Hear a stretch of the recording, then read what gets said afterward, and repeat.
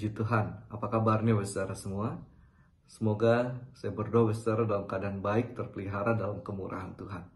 Kita akan mendengarkan renungan firman Tuhan. Kita mulai dengan doa terlebih dahulu.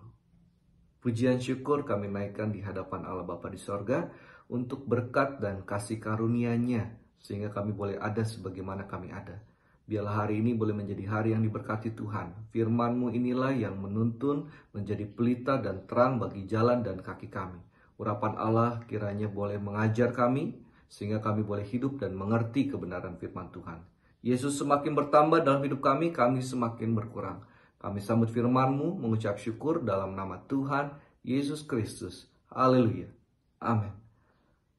Tema kita tahun ini adalah pertumbuhan. Dan dimulai segala sesuatu dengan Allah. Dan judul renungan firman Tuhan pada hari ini, hidup dengan firman Allah bukan dengan hikmat dunia. Pembahasannya firman Allah adalah hikmat yang murni. Ayat utama kita terdapat di dalam 2 Korintus pasal yang pertama, ayat yang ke-12. 2 Korintus 1 ayat 12. Inilah yang kami megahkan, yaitu bahwa suara hati kami memberi kesaksian kepada kami, bahwa hidup kami di dunia ini, khususnya dalam hubungan kami dengan kamu, dikuasai oleh ketulusan dan kemurnian dari Allah, bukan oleh hikmat duniawi, tetapi oleh kekuatan kasih karunia Allah. Ayat ini adalah permulaan pembelaan Rasul Paulus dari tuduhan-tuduhan palsu jemaat Korintus yang dialamatkan kepada dirinya. Dan karena disalahpahami, Paulus mencoba membela diri.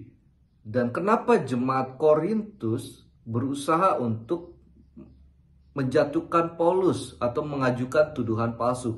Karena ada guru-guru palsu di belakang mereka dengan pengajaran yang salah, mencoba mengambil alih otoritas kerasulan dari tangan Paulus. Sebabnya Paulus membela diri. Dan biasanya dalam sebuah sidang, ketika persidangan dimulai, maka masing-masing pihak akan memanggil saksi. Demikian juga Paulus saat ini memanggil saksinya. Siapa saksinya Paulus? Bukan manusia, tetapi yang menjadi saksinya adalah hati nuraninya dan perilakunya.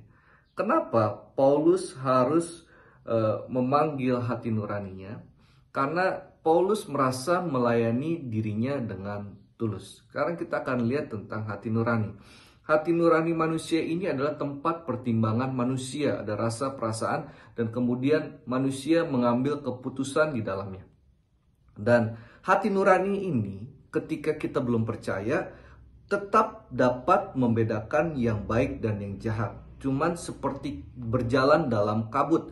Suaranya tidak terdengar jelas karena keinginan daging dan dosa yang mencoba menutupi hati nurani. Tetapi ketika seseorang percaya kepada Yesus, maka hati nuraninya dibersihkan oleh darah Yesus seperti sebuah cahaya yang menembus semua kabut itu, dan kabut itu semua menghilang. Sehingga semakin kita mengetahui kebenaran firman Tuhan, maka hati nurani kita semakin murni, semakin jelas suara Allah yang Tuhan taruh dalam hati nurani kita dengar. Saudara, dan Paulus memanggil hati nuraninya menjadi saksi. Ketika kita dalam satu perbuatan, lalu ada yang dituduhkan kepada kita, maka kita harus cek dulu ke dalam hati nurani kita. Kita bertanya, kita mohon pimpinan Tuhan, apakah apa yang saya buat ini benar atau tidak? Baik atau tidak? Salahkah atau benarkah? Nah, kalau salah, kita harus memperbaikinya. Dan Paulus sudah mencek, mungkin sudah memeriksa hati nuraninya, dan dia tahu bahwa dia berada dalam pelayanan yang benar. Itu sebabnya Paulus memanggil hati nuraninya menjadi satu kesaksian dengan pengetahuan firman yang ada di dalam hati nuraninya. Tidak hanya demikian, yang menjadi saksi adalah perilakunya, ketulusan hatinya. Kenapa demikian, saudara? Kata ketulusan ini menarik. Kata ketulusan ini seperti ada seorang pembuat tembikar yang sedang membakar tembikarnya untuk menjadi satu bejana atau tembikar yang siap untuk dijual. Tetapi tidak semua tembikar itu dapat jadi dengan baik. Ada yang retak, ada yang pecah. Nah, yang retak ini kemudian diambil oleh para pedagang yang tidak jujur karena harganya murah mungkin atau dibuang. Kemudian ditaruh lem mutiara. Dan kemudian tembikar atau bejana ini dicat sehingga tidak terlihat bedanya dengan tembikar yang jadi dengan sempurna. Bagaimana cara membedakannya?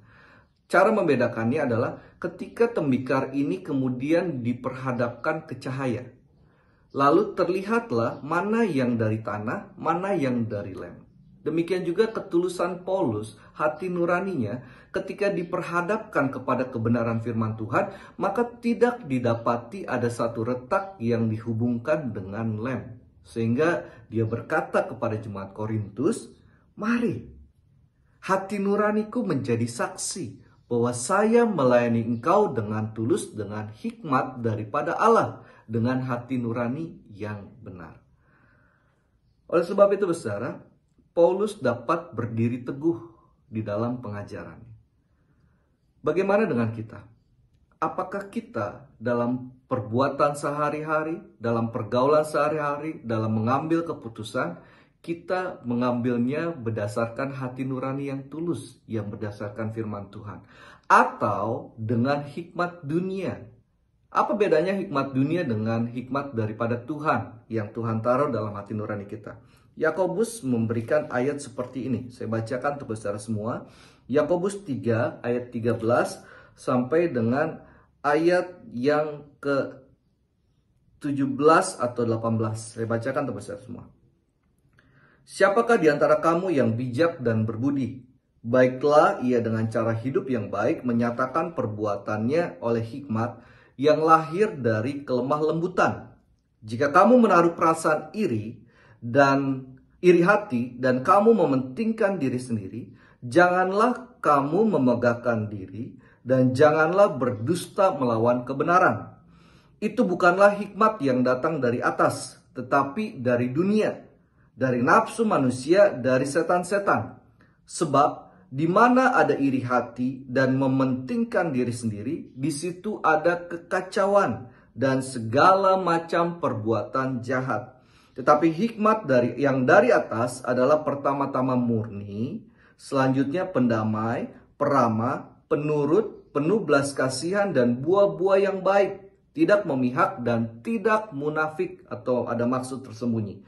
Dan buah yang terdiri dari kebenaran ditaburkan dalam damai untuk mereka yang mengadakan damai. Hikmat dari dunia itu ada iri hati, ada kepentingan, sehingga mengakibatkan perpecahan, mengakibatkan konflik, mengakibatkan kekacauan. Tetapi hikmat daripada Tuhan itu tadi yang telah sebutkan, peramah, tidak memihak, penuh belas kasihan. Guru palsu punya motivasi kepentingan sendiri sehingga pengajarannya munafik. Tetapi Paulus melayani dengan hati nurani yang tulus dengan hikmat daripada Allah, sehingga berjalan dalam damai sejahtera daripada Tuhan. Bagaimana dengan bapak saudara semua? Biarlah kita hidup dalam hikmat daripada Tuhan. Firman Allah tidak saya panjangkan, mari kita berdoa. Pujian syukur kami naikkan di hadapan Tuhan untuk kebenaran firman Tuhan. Sebab itu Tuhan, ajar kami mengenal Tuhan, ajar kami hati nurani kami dibersihkan, sehingga baik hubungan kami dengan orang dalam pelayanan kami, apapun yang kami lakukan dalam dunia ini, kami boleh melakukannya berdasarkan ketulusan dan hikmat daripada Tuhan. Mendatangkan damai sejahtera, mendatangkan sukacita, mendatangkan kebaikan bagi kami semua. Terima kasih Tuhan. Berkati hari ini usaha yang kami lakukan dalam kehendak Tuhan, Tuhan buat berhasil. Mereka pun yang terbaring sakit, Tuhan tolong. Di dalam nama Yesus, oleh bilur-bilur Tuhan disembuhkan. Bagi Yesus tidak ada perkara yang mustahil. Kami akan berjalan bersama dengan Tuhan. Kami akan melihat kemuliaan Tuhan. Kami akan melihat pertolongan Tuhan. Dan biarlah Yesus semakin bertambah, kami semakin berkurang. Dalam nama Tuhan Yesus Kristus, haleluya, amin. Sekali lagi saudara, selamat pagi, selamat hari yang baru, dan selamat beraktivitas. Tuhan Yesus memberkati.